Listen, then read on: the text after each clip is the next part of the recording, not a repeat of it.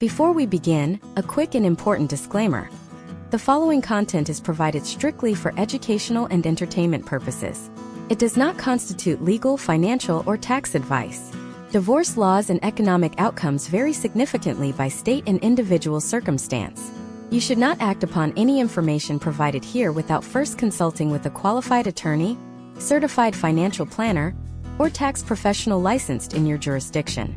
Always conduct your own due diligence before making significant life decisions.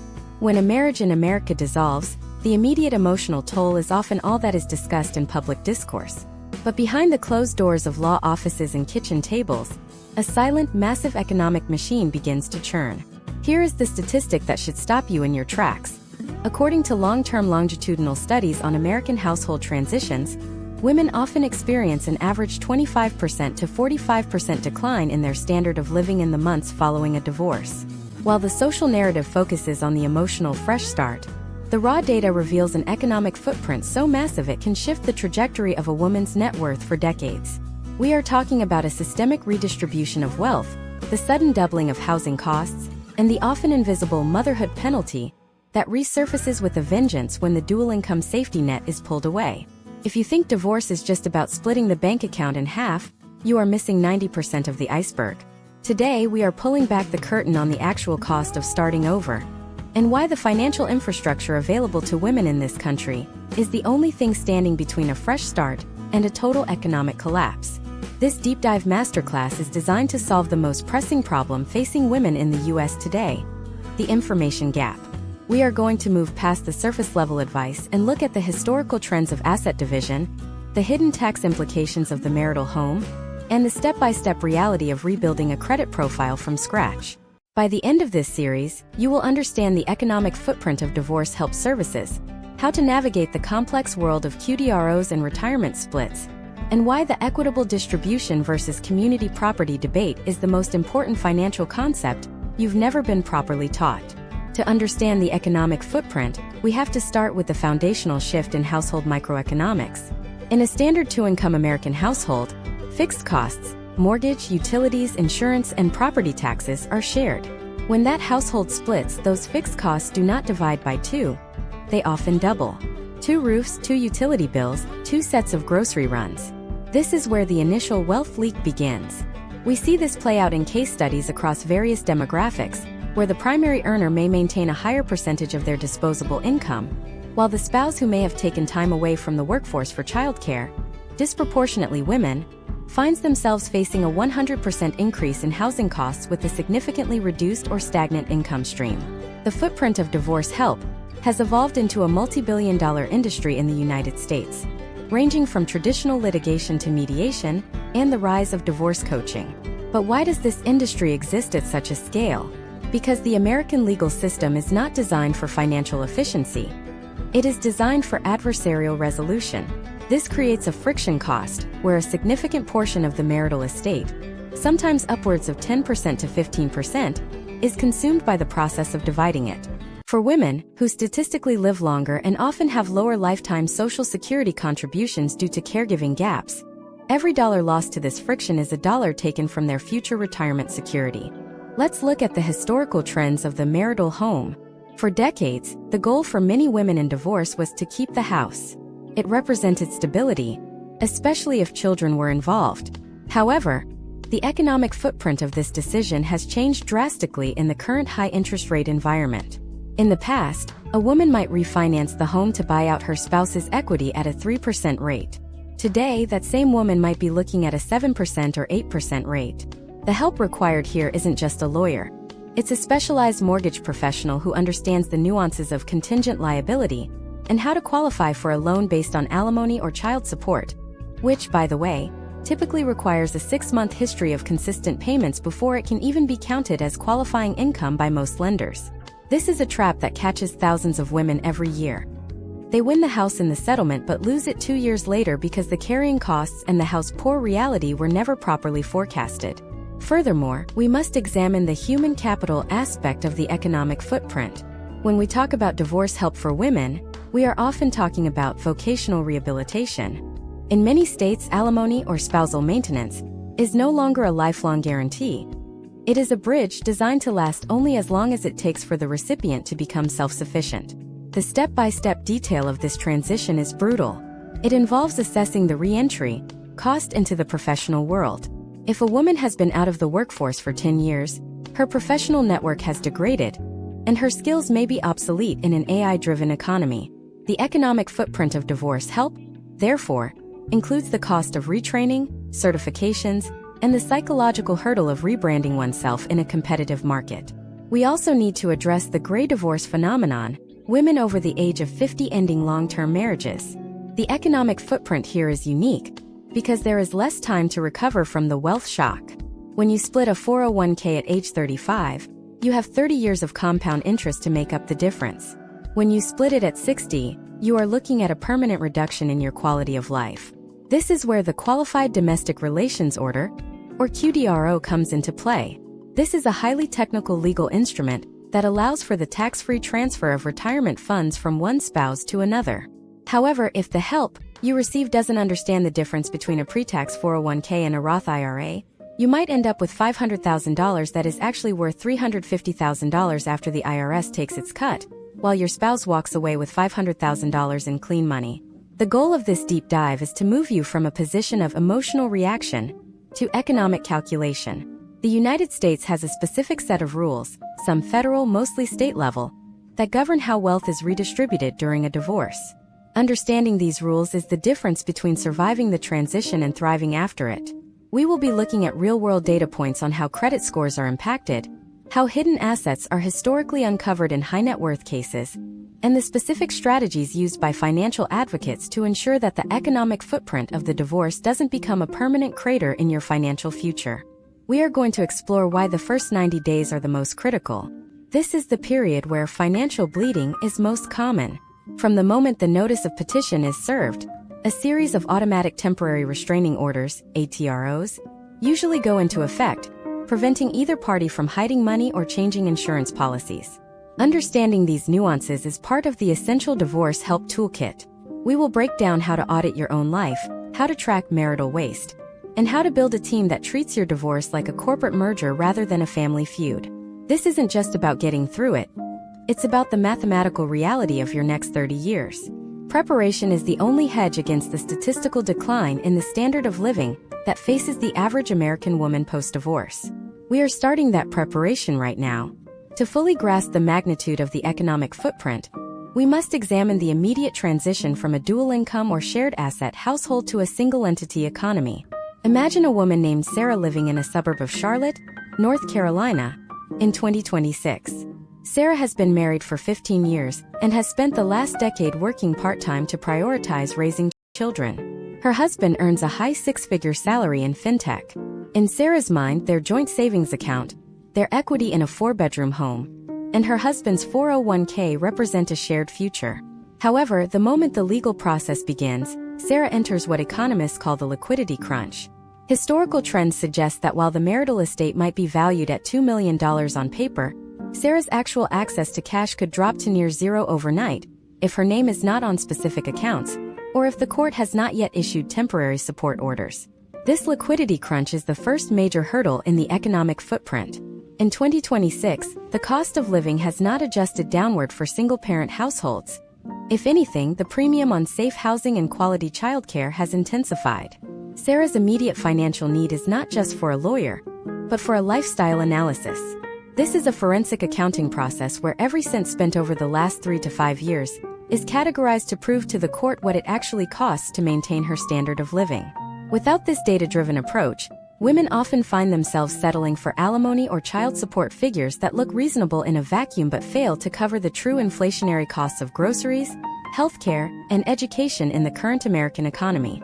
Let us dive deeper into the concept of the lifestyle analysis. Step 1 in this process is the look back. Sarah must gather every bank statement, credit card bill, and Venmo transaction from the previous 60 months.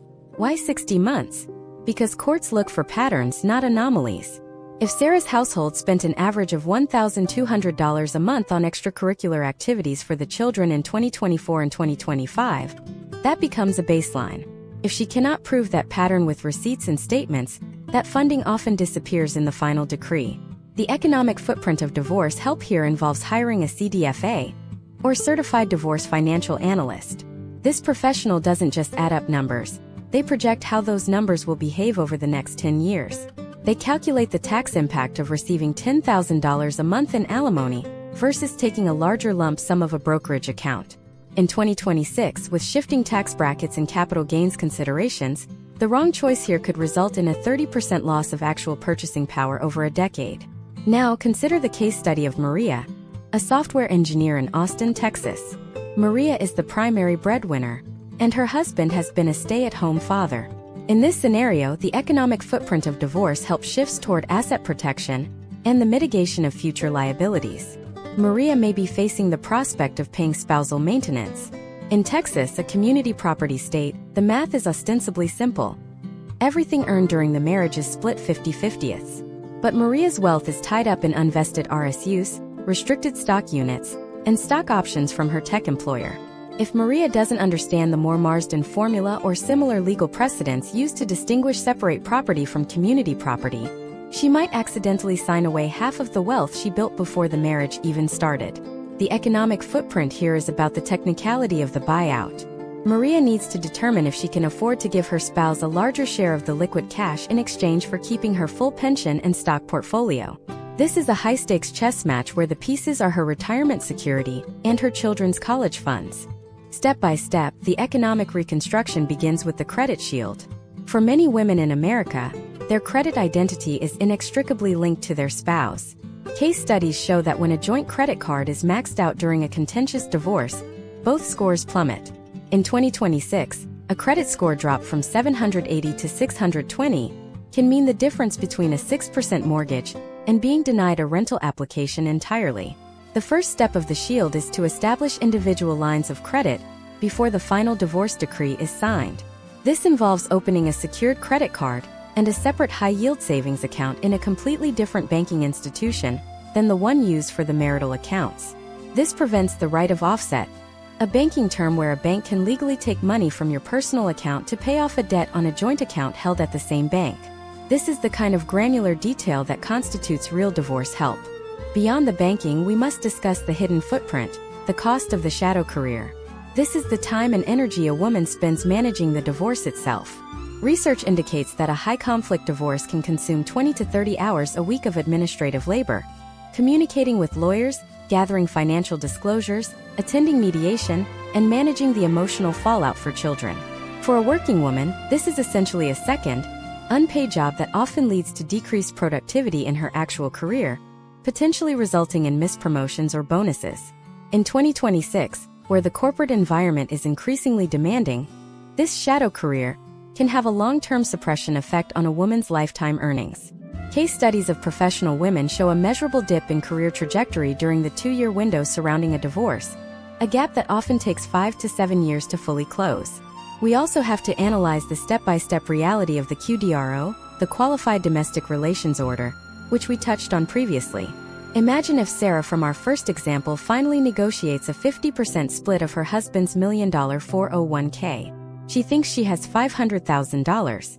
But the QDRO process is a separate legal proceeding that happens after the divorce is finalized. If the lawyer fails to file the QDRO correctly with the plan administrator, and the ex-spouse retires or dies in the interim, that money can be frozen in legal limbo for years. Furthermore, if Sarah needs to use some of that money to buy a house in 2026, she needs to know about the Section 72(2)(c) exception. This is a specific part of the tax code that allows a person to take a distribution from a 401k pursuant to a QDRO without paying the 10% early withdrawal penalty, though they still owe income tax. This is the kind of specialized knowledge that transforms a settlement from a piece of paper into actual, usable wealth. The economic footprint also extends to the insurance gap. In the U.S., many women are covered under their spouse's employer-sponsored health insurance. The moment the divorce is final, that coverage ends. COBRA premiums in 2026 can easily exceed $1,500 a month for a family plan. If the divorce settlement doesn't explicitly account for this insurance tail, a woman might find her entire alimony payment swallowed by healthcare costs. Educational help in this sector involves navigating the Affordable Care Act marketplace or negotiating for the spouse to pay the COBRA premiums for the full 36-month eligibility period as part of the spousal support package. As we look at these moving parts, the lifestyle analysis, the credit shield, the shadow career, and the insurance gap, it becomes clear that the economic footprint of divorce is not a single event, but a series of cascading financial decisions. Each decision has a compounding effect. A woman who secures her credit and understands her tax liabilities early is positioned to rebuild her net worth in half the time of a woman who ignores the technicalities. But what happens when the assets are not just bank accounts? What happens when there are private businesses, cryptocurrency cold wallets, or offshore interests involved? The complexity only increases as we move into the realm of forensic discovery and the psychology of financial negotiation. If you think the standard 50-50 split is the end of the story, you are about to see how the landscape shifts when the numbers get larger and the stakes get higher. In the next part, we are going to look at the specific tactics used to uncover hidden wealth and how the 2026 digital economy has made finding or hiding marital assets more complex than ever before. If you aren't looking in the right places, you are leaving your future on the table. The digital economy of 2026 has introduced a layer of complexity to the marital estate that would have been unrecognizable a generation ago. When we speak about the economic footprint of divorce help, we are increasingly talking about the hunt for digital ghosts. In the past, hiding money meant a physical offshore bank account or a stash of cash in a safe deposit box. Today, a spouse can move tens of thousands of dollars into decentralized finance protocols, non-fungible tokens, or fractionalized real estate investments with a few taps on a smartphone. For women navigating a divorce in this environment, the traditional paper trail has been replaced by an encrypted one. Imagine the scenario of Jennifer, a marketing executive in Seattle. Her spouse is a software architect with a deep interest in the burgeoning Web3 space. On the surface, their joint tax returns show a standard array of W-2 income and some modest stock dividends. However, over the last 3 years, Jennifer's spouse has been funneling small, consistent amounts of marital income into various digital wallets. In 2026, the potential outcomes for someone in Jennifer's position depend entirely on the caliber of forensic digital discovery she employs. Without a specialist who understands how to track transactions on the blockchain, Jennifer might walk away with half of the visible bank account, while unknowingly leaving behind a digital fortune that has tripled in value during the marriage. This leads us to the critical step-by-step process of the digital asset audit. Step 1 is the hardware sweep. This involves identifying every device used by the household, including old smartphones, tablets, and even gaming consoles that might be hosting cold storage wallets. Historical trends show that many individuals forget that their digital trail is often backed up to a cloud service. A forensic expert will look for exchange apps like Coinbase or Kraken, but they will also look for more obscure browser extensions like MetaMask or Phantom. They are looking for seed phrases, those 12 to 24 random words that act as the master key to a crypto wallet. If Jennifer finds a slip of paper with seemingly nonsense words in a desk drawer, she isn't looking at trash. She is looking at a potential multi-six-figure asset. Beyond cryptocurrency, we must examine the rise of the passion economy. In 2026, many Americans have side hustles that generate significant revenue but exist almost entirely in the digital ether. Consider a case study involving a spouse who runs a successful YouTube channel or a high-traffic newsletter. The asset here isn't just the money in the linked Stripe account. It is the intellectual property, the subscriber list, and the future earning potential of the brand built during the marriage. For women, the economic footprint of divorce help in this sector involves professional valuation. How do you value a TikTok account with 2 million followers that was grown using marital time and resources? Historical trends in American family law are beginning to treat these digital platforms as marital businesses, similar to a brick-and-mortar storefront. If the channel was started during the marriage, the spouse may be entitled to a percentage of its current value or a share of future royalties. Step 2 in the audit is the lifestyle-to-income reconciliation. This is where the forensic accountant compares the reported income to the visible lifestyle. If Jennifer's spouse reports an income of $200,000, but they are living a $400,000 lifestyle, the money is coming from somewhere. In the 2026 landscape, this often points to off-chain income or the liquidation of assets that were never disclosed. The forensic team will scrutinize credit card statements for payments to services that facilitate anonymity, such as VPNs or encrypted email providers. These are the red flags that suggest a coordinated effort to obscure the true economic footprint of the household. We also have to discuss the role of AI-driven asset hiding. In 2026, sophisticated software can automate the movement of funds across multiple accounts to create a noise floor that is difficult for human eyes to track. This is why the modern divorce help team must include a data scientist. They use their own algorithms to find patterns in the chaos. For example, if there are recurring transfers of exactly $499, just under the typical flag threshold for many internal bank systems, into an external fintech app, the algorithm will flag this for manual review. This is the level of detail required to ensure an equitable distribution of property in a high-tech marriage. Let's look at another case study. Chloe, a healthcare administrator in Miami. Her divorce is complicated by her spouse's involvement in a private equity-backed startup. The startup isn't profitable yet, but it has a high valuation on paper. The help Chloe needs here is a deep dive into the waterfall of the company's cap table. In many cases, a spouse will attempt to undervalue their shares by claiming the company is failing, or that their interest is non-transferable. However, historical trends in Florida and other states suggest that the court can award a shadow interest. This means that while Chloe might not own the shares directly, she is legally entitled to 50% of the proceeds when those shares eventually sell or the company goes public. Without this specific legal maneuvering, Chloe would be walking away from a life-changing windfall simply because the asset wasn't liquid at the moment of the divorce. Step 3 is the social engineering audit. This is a subtle but vital part of the process.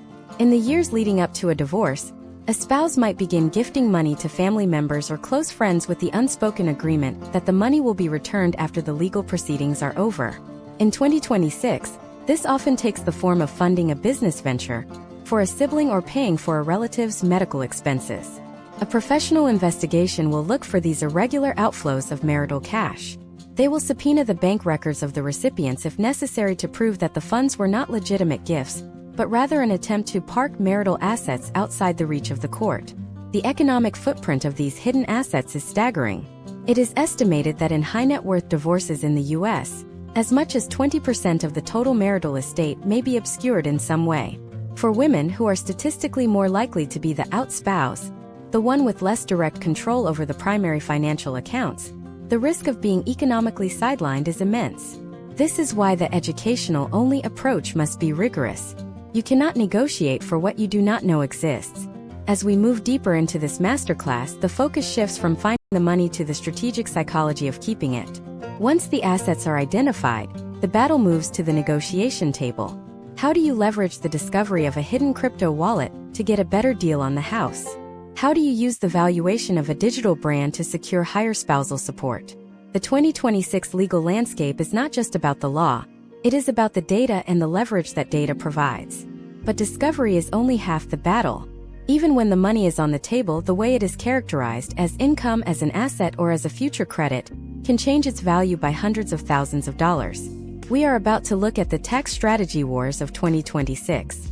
If you think the IRS doesn't have a seat at your divorce table, you are in for a very expensive surprise.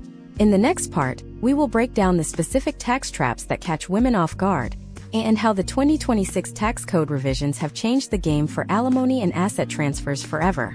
If you don't understand the cost basis of what you are receiving, you might be inheriting a massive debt instead of a fortune. The tax landscape of 2026 presents a minefield for the uninformed, particularly because the Internal Revenue Service does not view a divorce settlement as a single event, but as a series of taxable triggers. When we talk about the economic footprint of divorce help, we must confront the ghost of the cost basis. Imagine a woman named Emily in Denver. As part of her settlement, she is offered two choices: $500,000 in a high-yield savings account or $500,000 worth of stock in a major tech company that the couple bought a decade ago. On the surface, these look identical, but the historical trends of capital gains tax tell a different story. The cash is $500,000 of buying power. The stock, however, comes with a hidden tax bill. If that tech stock was originally purchased for $50,000, Emily is inheriting a $450,000 capital gain. When she goes to sell that stock to fund her new life, she will owe a significant percentage to the IRS. In 2026, failing to account for this means Emily is actually receiving closer to $400,000, while her spouse, who took the cash, walks away with the full amount. Step by step, the first move in tax-proofing a divorce is the basis audit. Emily must demand the original purchase price records for every single asset on the table. This includes brokerage accounts, cryptocurrency, and most importantly, the primary residence. In the United States, the Section 121 exclusion allows a couple to exclude up to $500,000 of gain on the sale of their primary home. However, once the divorce is final and the house is transferred to one person, that exclusion drops to $250,000. If Emily keeps a house that has appreciated by $700,000 since 2012, she is sitting on a massive future tax liability that her spouse has effectively offloaded onto her. The economic footprint of professional help here involves a CPA who can run a tax projection for 3 different scenarios: keeping the asset, selling it immediately, or selling it in 10 years. Now, let us examine the case study of Taylor, a freelance consultant in Chicago. Taylor's divorce involves a significant discussion about alimony, or what the IRS now officially calls spousal maintenance. Under the Tax Cuts and Jobs Act, which remains a cornerstone of the current 2026 tax environment, alimony is not tax-deductible for the payer and is not considered taxable income for the recipient for any divorce finalized after December 31, 2018. While this sounds like a win for women like Taylor, it has fundamentally shifted the negotiation leverage. In the past, the higher-earning spouse was often willing to pay more in alimony because it lowered their own tax bracket. Now, every dollar paid is a post-tax dollar. This historical trend has led to a decrease in the average alimony award, as payers fight harder to keep that cash. Taylor's help team needs to pivot the strategy toward non-taxable asset transfers, rather than relying on a monthly check that may be smaller than historical averages. The 2026 tax code also introduces complexities regarding the child tax credit and the head of household filing status. Imagine if Taylor and her ex-spouse both try to claim their 2 children on their respective tax returns. The IRS has a strict tiebreaker rule, and if both parents claim the same dependents, it triggers an automatic audit for both parties. Part of the essential step-by-step detail of a divorce decree is the 8332 form. This is the release of claim to exemption for child of custodial parent. Even if Taylor has the children 70% of the time, she might negotiate to give the tax credit to her ex-spouse in exchange for a higher lump sum payment. This is a strategic trade-off.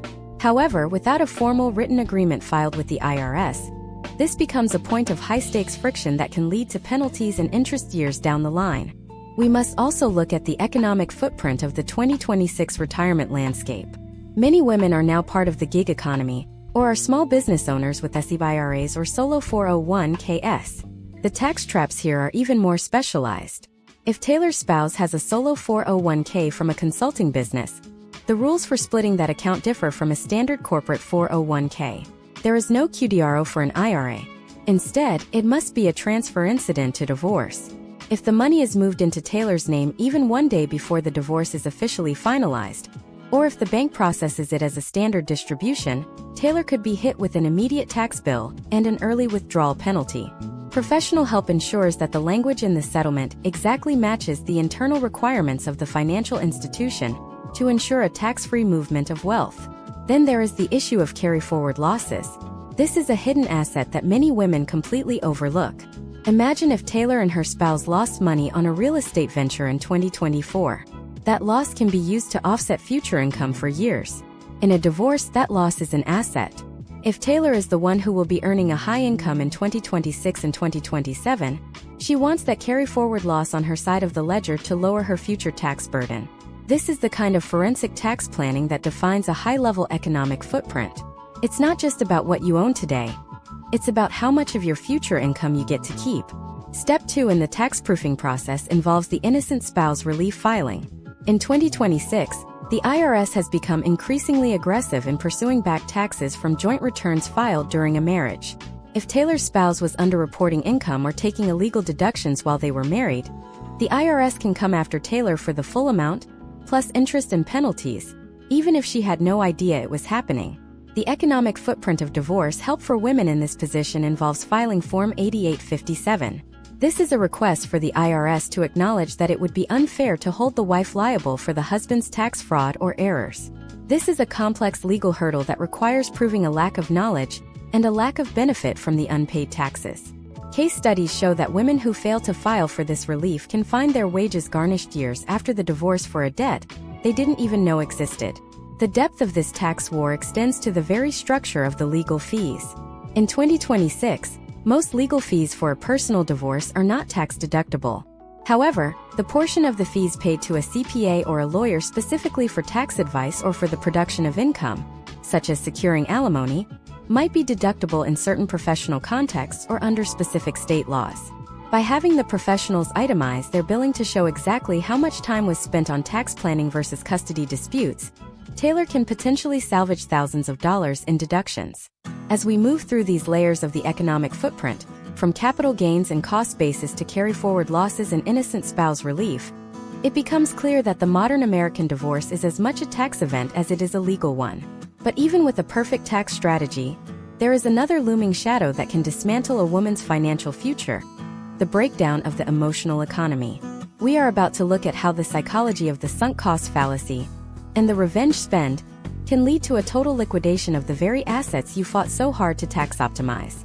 In the next part, we will explore the hidden costs of litigation versus mediation, and how the 2026 court system is designed to reward the person who can stay the most economically rational while their life is being torn apart. If you let your emotions drive the negotiation, you've already lost the math. To stay economically rational in 2026 requires a cold-blooded understanding of the sunk cost fallacy. In the context of an American divorce, this is the psychological trap where a person continues to pour money into a legal battle, not because the potential outcome justifies the expense, but because they have already spent so much that they feel they cannot quit without a total win. Imagine a woman named Monica in Phoenix, Arizona.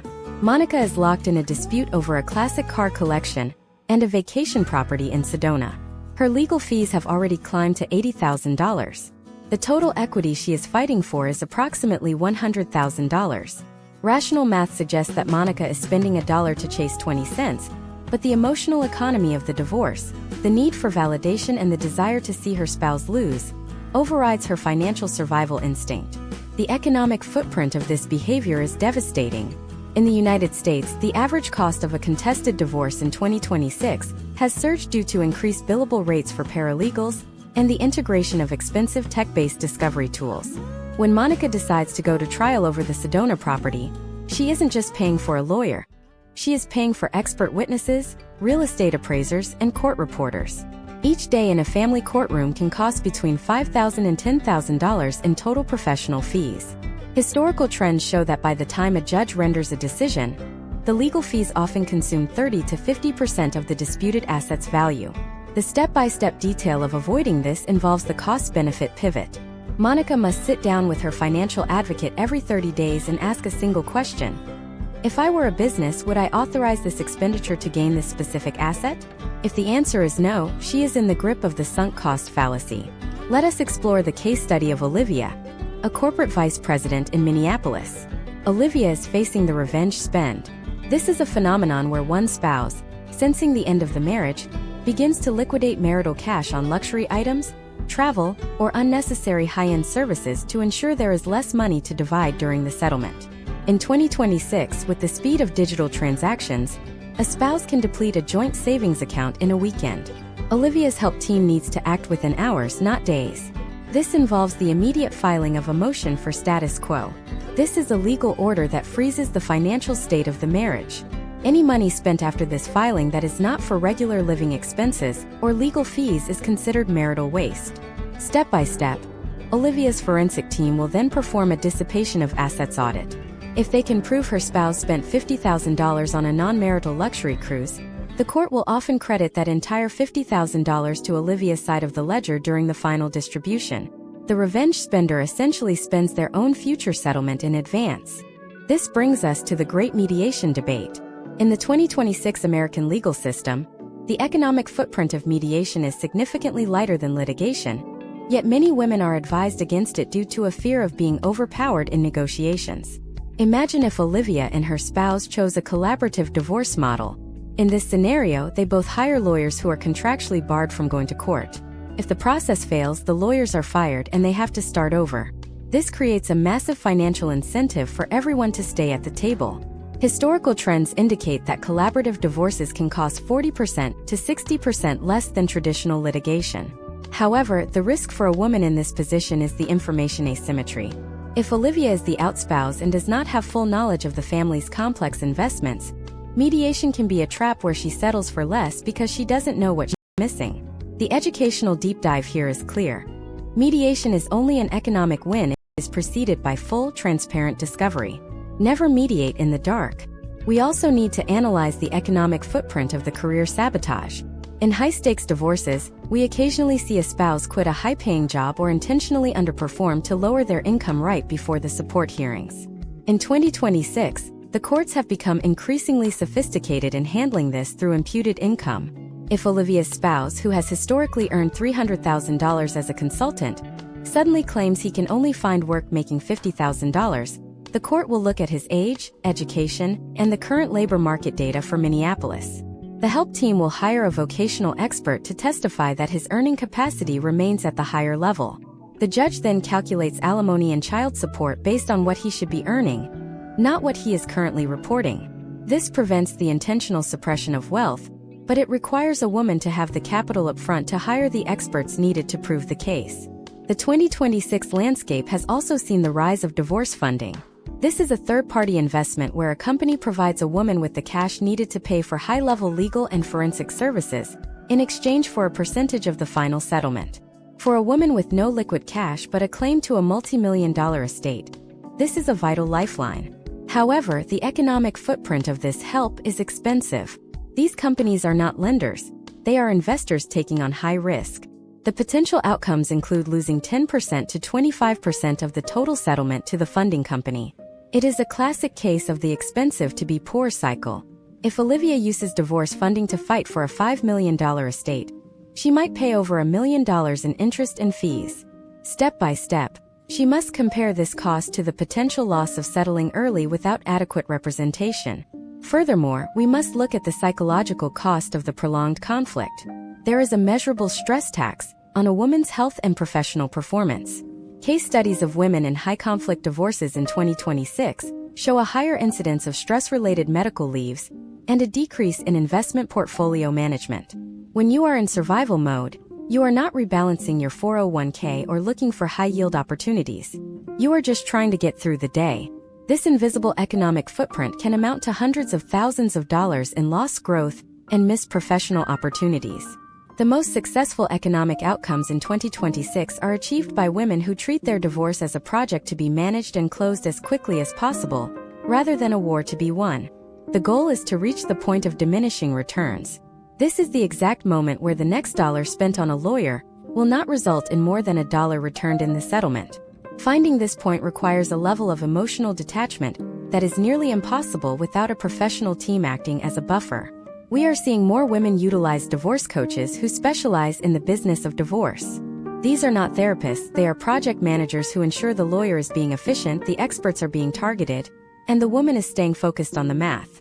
As we conclude this segment on the emotional economy, we have to look forward to the actual rebuilding phase. Once the papers are signed and the fees are paid, the footprint changes again. It moves from the legal world into the world of the single head of household economy. The rules of wealth building change when you are no longer part of a pair. We are about to look at the wealth reconstruction strategy for 2026.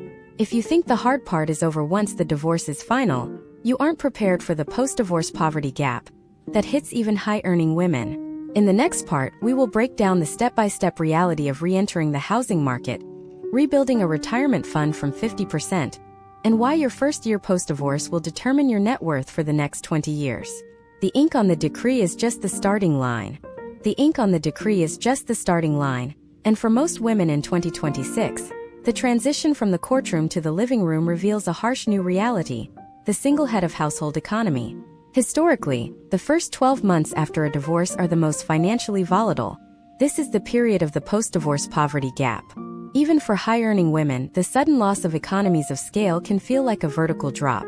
Imagine a woman named Isabella in San Diego. During her marriage, her household income was $300,000, supported by 2 earners. Post-divorce, Isabella earns $160,000. While she is still in the top tier of American earners, her fixed costs have not been cut in half. In fact, they have shifted in ways that Isabella didn't predict. The primary driver of the post-divorce poverty gap is the housing reset. In 2026, The American real estate market remains a high-barrier environment. If Isabella sold the marital home to split the equity, she is now re-entering the market as a single buyer. Step by step, Isabella's challenge begins with the mortgage requalification.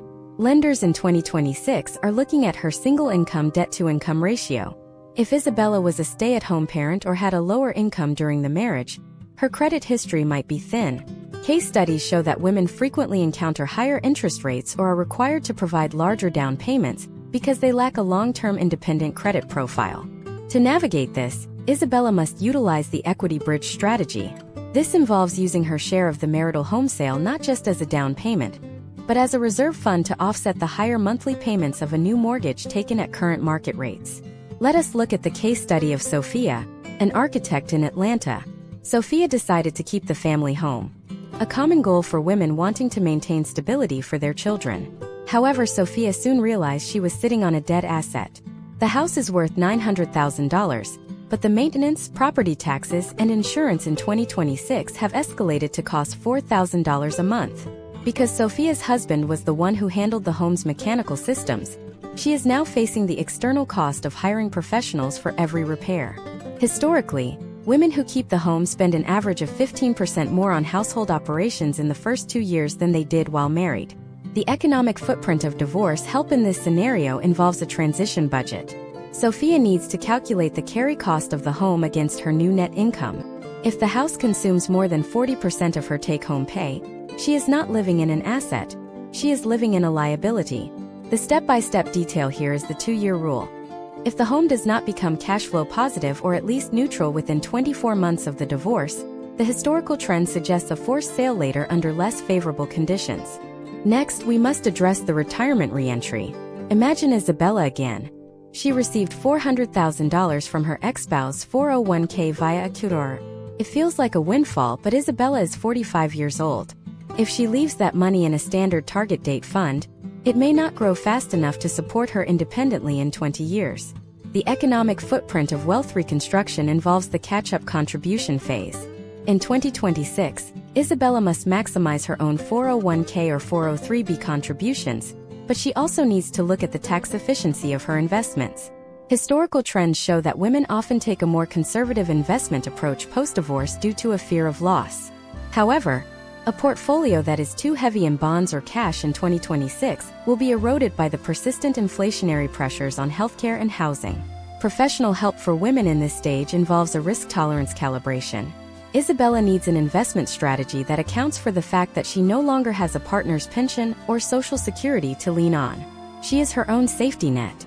Then there is the issue of the Social Security tail.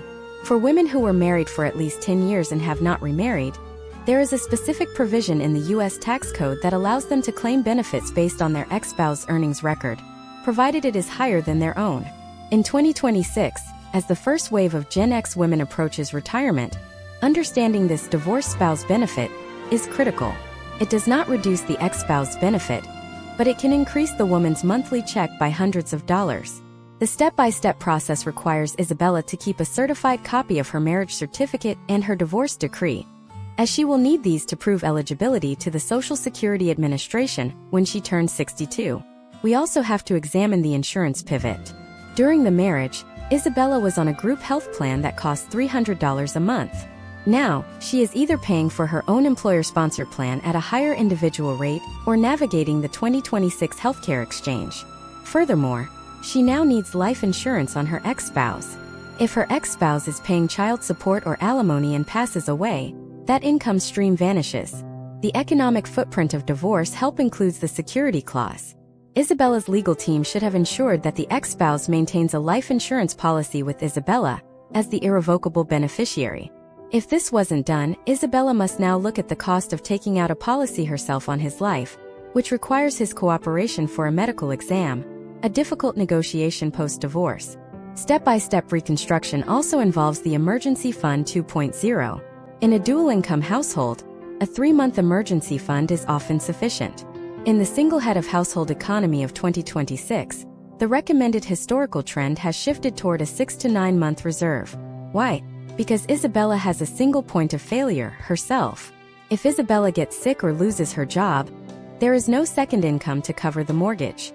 This higher liquidity requirement means Isabella has less money to put into the stock market, creating a liquidity trap that can slow her overall wealth building.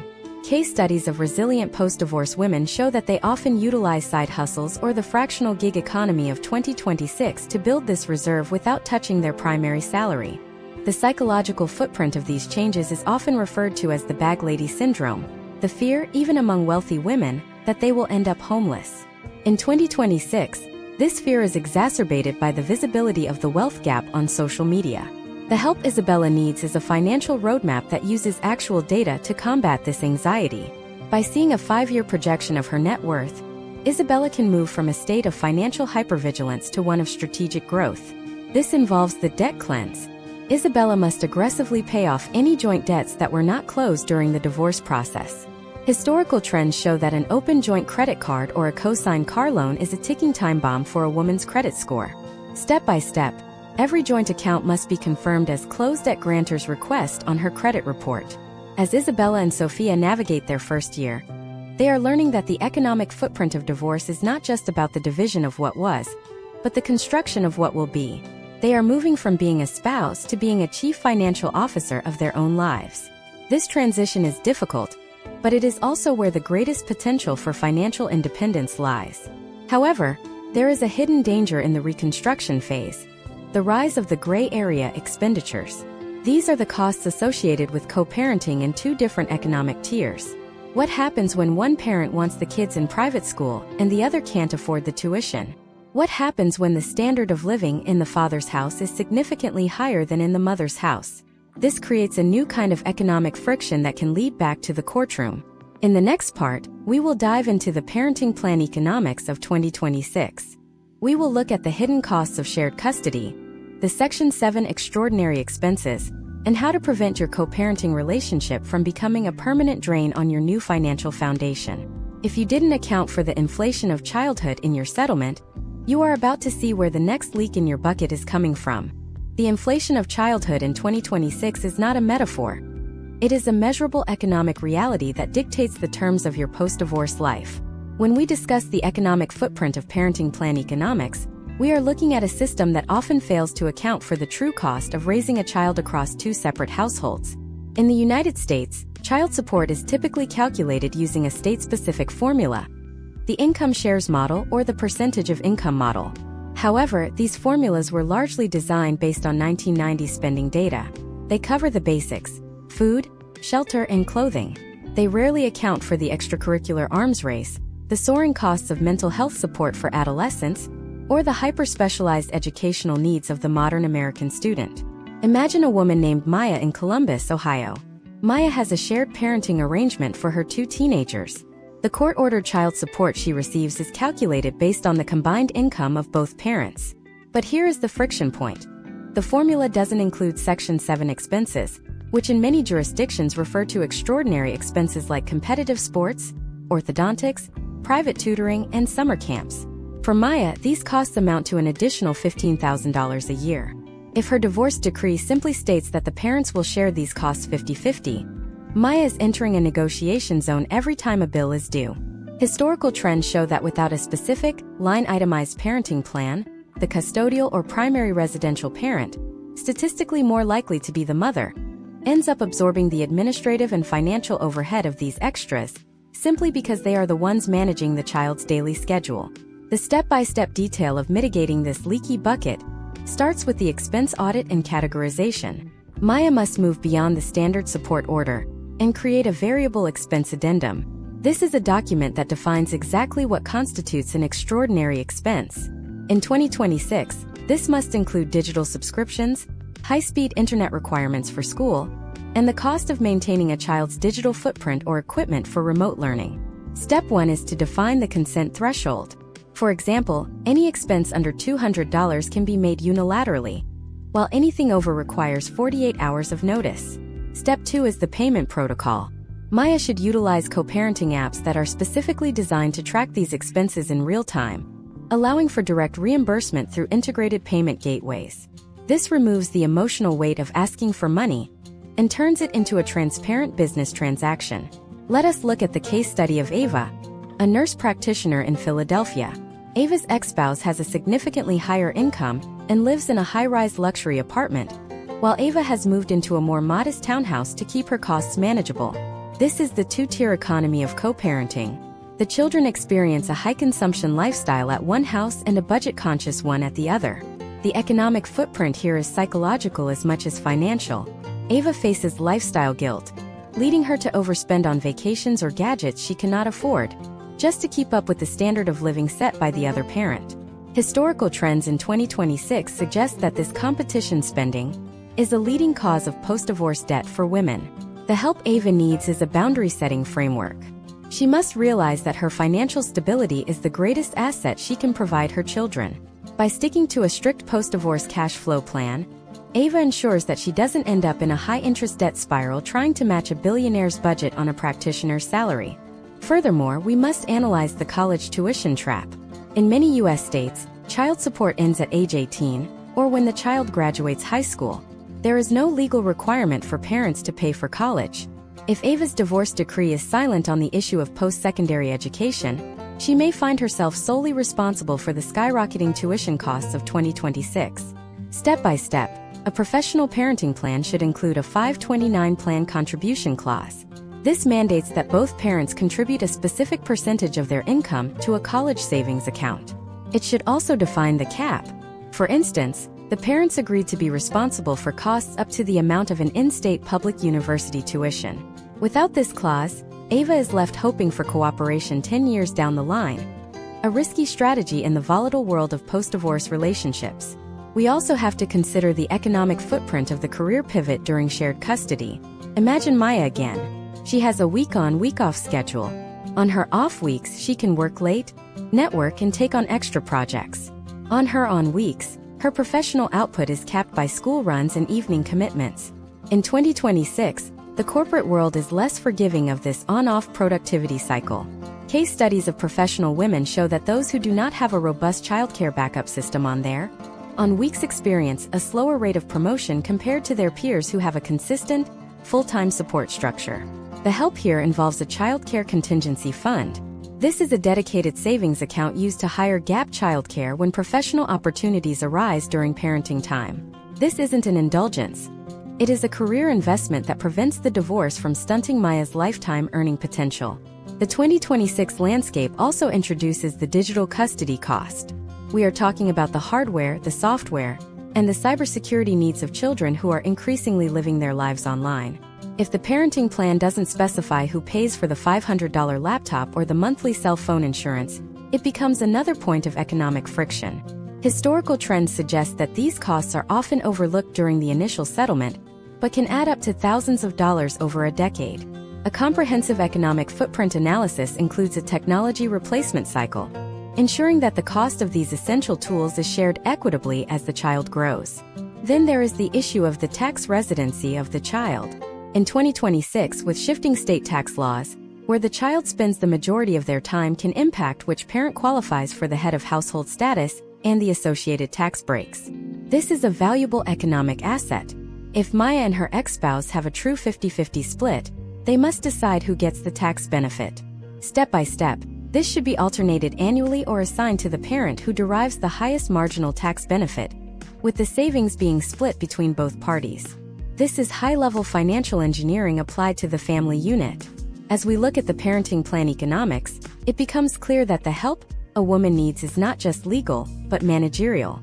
You are essentially running a small nonprofit where the donors are two people who might not like each other, and the beneficiaries have unlimited needs.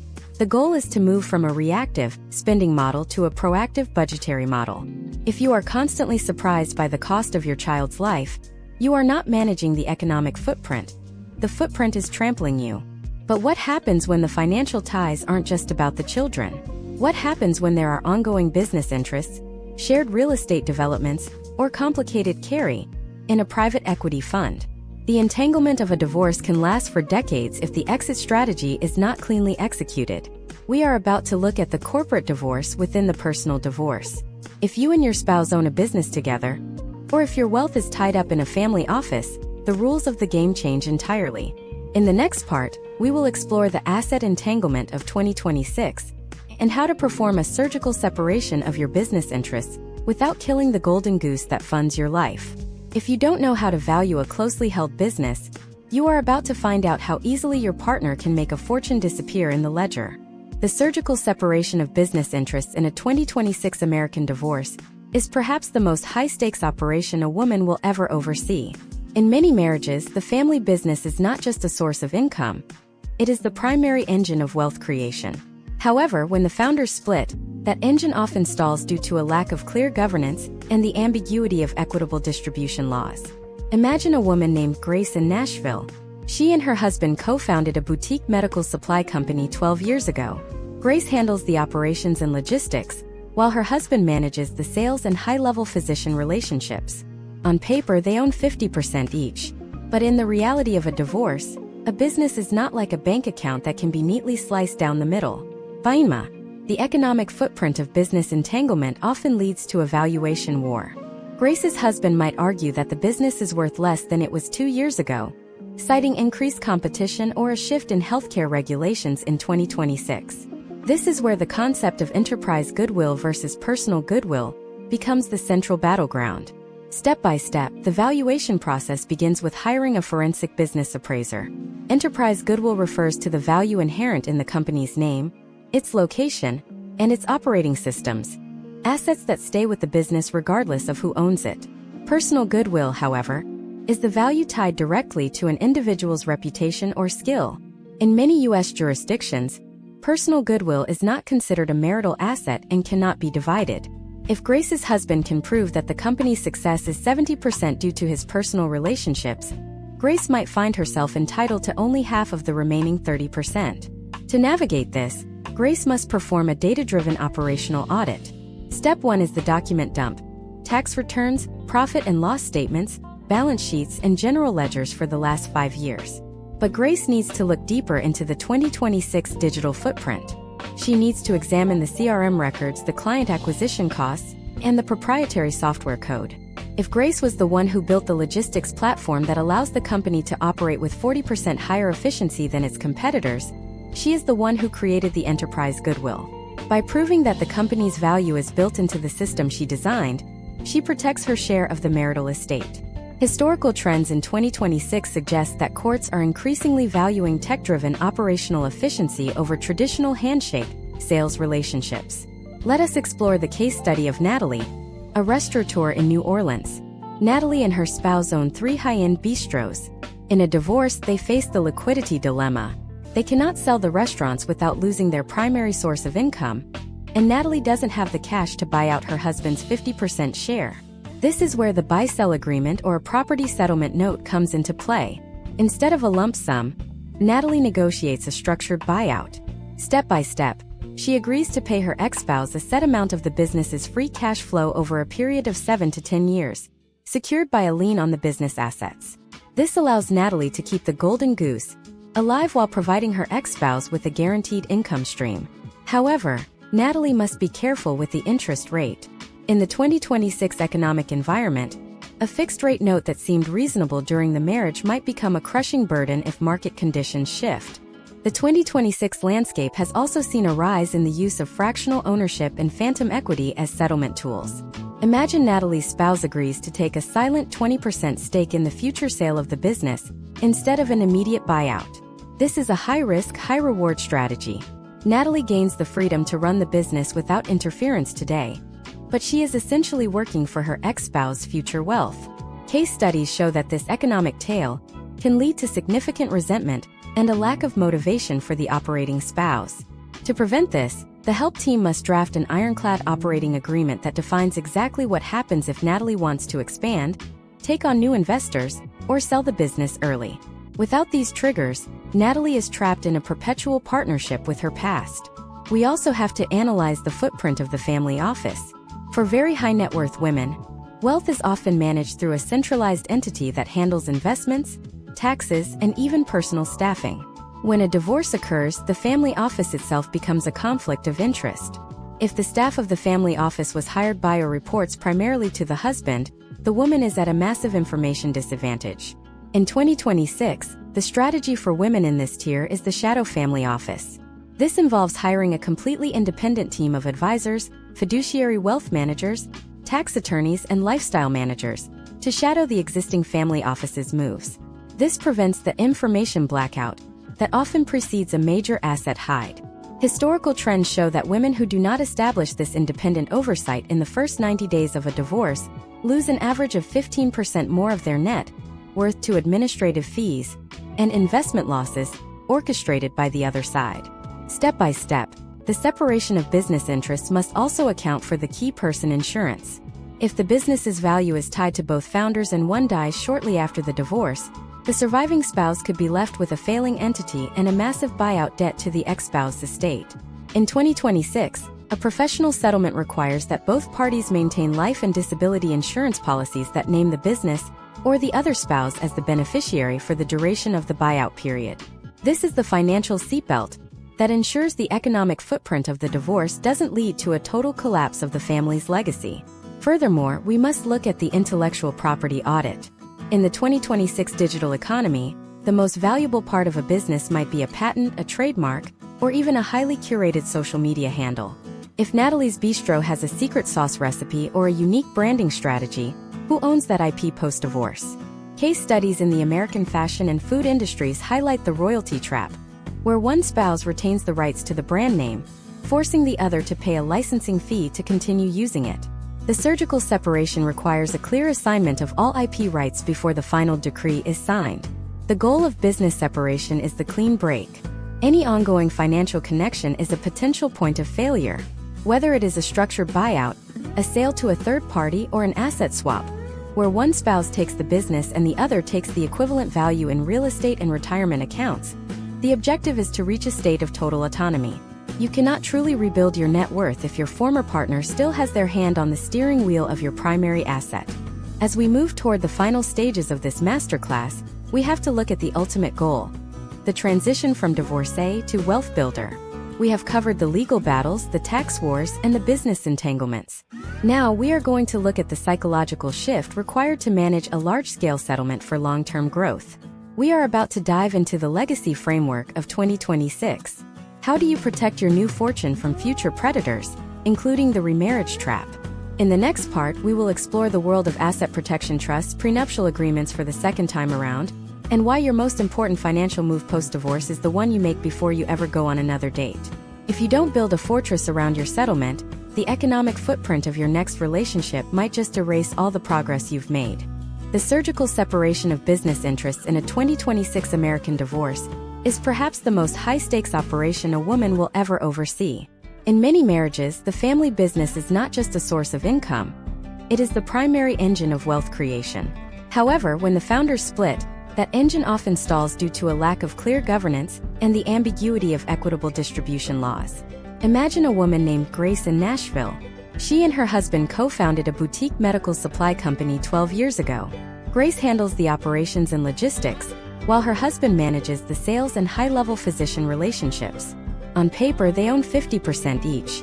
But in the reality of a divorce, a business is not like a bank account that can be neatly sliced down the middle. Baima, the economic footprint of business entanglement often leads to a valuation war. Grace's husband might argue that the business is worth less than it was 2 years ago, citing increased competition or a shift in healthcare regulations in 2026. This is where the concept of enterprise goodwill versus personal goodwill becomes the central battleground. Step by step, the valuation process begins with hiring a forensic business appraiser.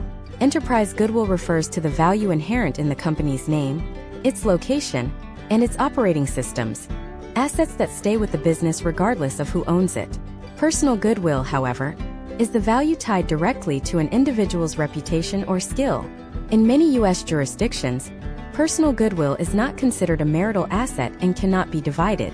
If Grace's husband can prove that the company's success is 70% due to his personal relationships, Grace might find herself entitled to only half of the remaining 30%. To navigate this, Grace must perform a data-driven operational audit. Step 1 is the document dump: tax returns, profit and loss statements, balance sheets, and general ledgers for the last 5 years. But Grace needs to look deeper into the 2026 digital footprint. She needs to examine the CRM records, the client acquisition costs, and the proprietary software code. If Grace was the one who built the logistics platform that allows the company to operate with 40% higher efficiency than its competitors, she is the one who created the enterprise goodwill. By proving that the company's value is built into the system she designed, she protects her share of the marital estate. Historical trends in 2026 suggest that courts are increasingly valuing tech-driven operational efficiency over traditional handshake sales relationships. Let us explore the case study of Natalie, a restaurateur in New Orleans. Natalie and her spouse own 3 high-end bistros. In a divorce, they face the liquidity dilemma. They cannot sell the restaurants without losing their primary source of income, and Natalie doesn't have the cash to buy out her husband's 50% share. This is where the buy-sell agreement or a property settlement note comes into play. Instead of a lump sum, Natalie negotiates a structured buyout. Step by step, she agrees to pay her ex-spouse a set amount of the business's free cash flow over a period of 7 to 10 years, secured by a lien on the business assets.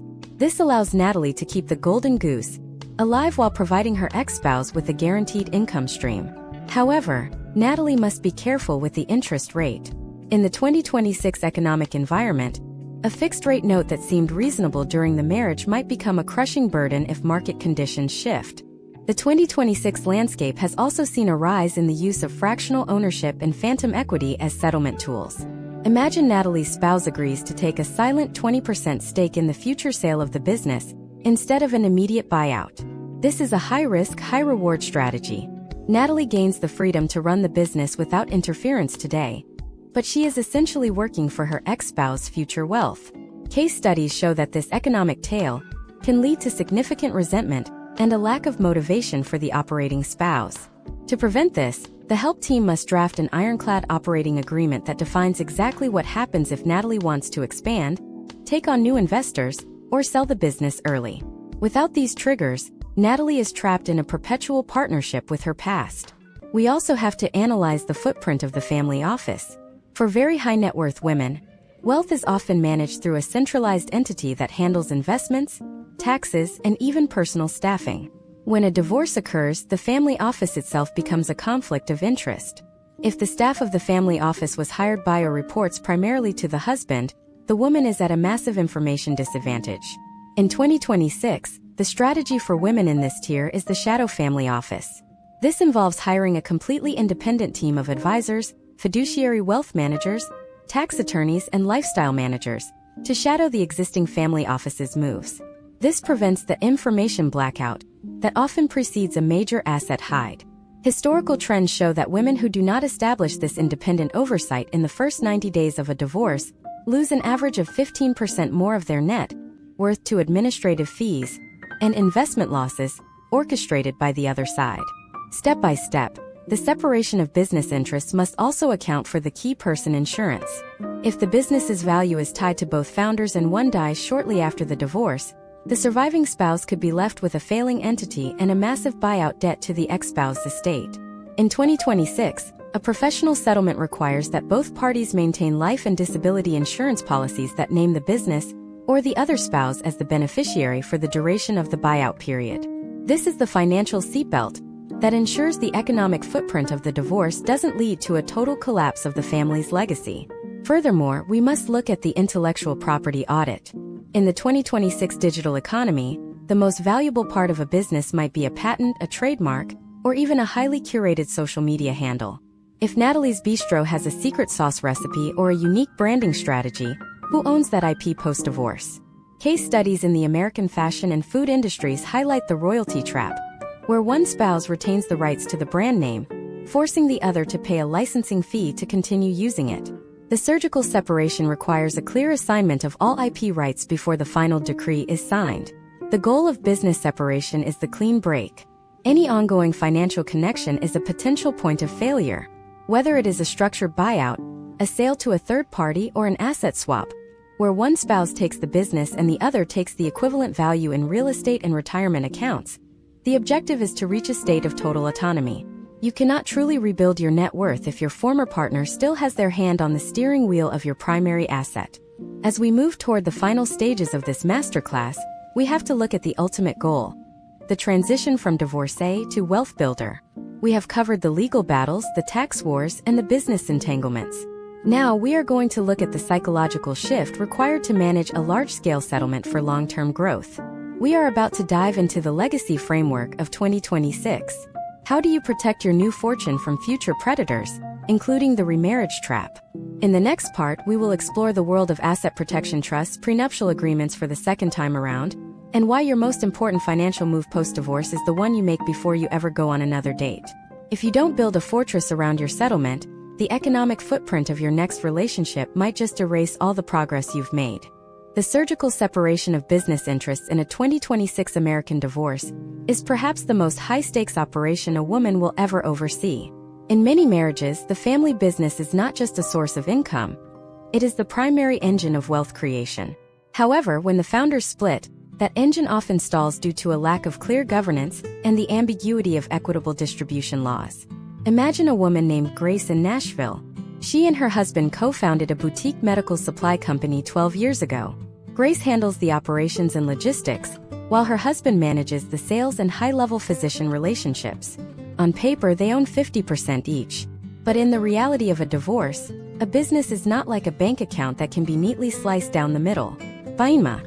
The economic footprint of business entanglement often leads to a valuation war. Grace's husband might argue that the business is worth less than it was 2 years ago, citing increased competition or a shift in healthcare regulations in 2026. This is where the concept of enterprise goodwill versus personal goodwill becomes the central battleground.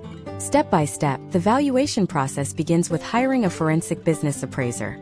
Enterprise goodwill refers to the value inherent in the company's name, its location, and its operating systems. Assets that stay with the business regardless of who owns it.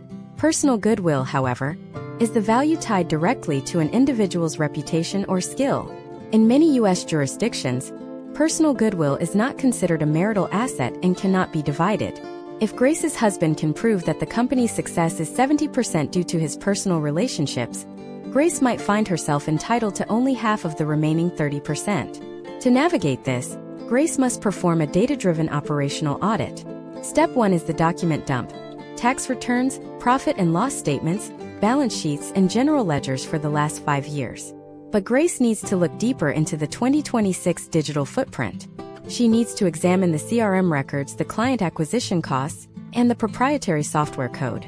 If Grace was the one who built the logistics platform that allows the company to operate with 40% higher efficiency than its competitors, she is the one who created the enterprise goodwill. By proving that the company's value is built into the system she designed, she protects her share of the marital estate. Historical trends in 2026 suggest that courts are increasingly valuing tech-driven operational efficiency over traditional handshake sales relationships. Let us explore the case study of Natalie, a restaurateur in New Orleans. Natalie and her spouse own 3 high-end bistros. In a divorce, they face the liquidity dilemma. They cannot sell the restaurants without losing their primary source of income, and Natalie doesn't have the cash to buy out her husband's 50% share. This is where the buy-sell agreement or a property settlement note comes into play. Instead of a lump sum, Natalie negotiates a structured buyout. Step by step, she agrees to pay her ex-spouse a set amount of the business's free cash flow over a period of 7 to 10 years, secured by a lien on the business assets. This allows Natalie to keep the golden goose alive while providing her ex-spouse with a guaranteed income stream. However, Natalie must be careful with the interest rate.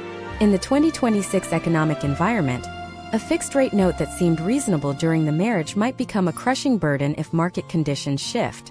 The 2026 landscape has also seen a rise in the use of fractional ownership and phantom equity as settlement tools.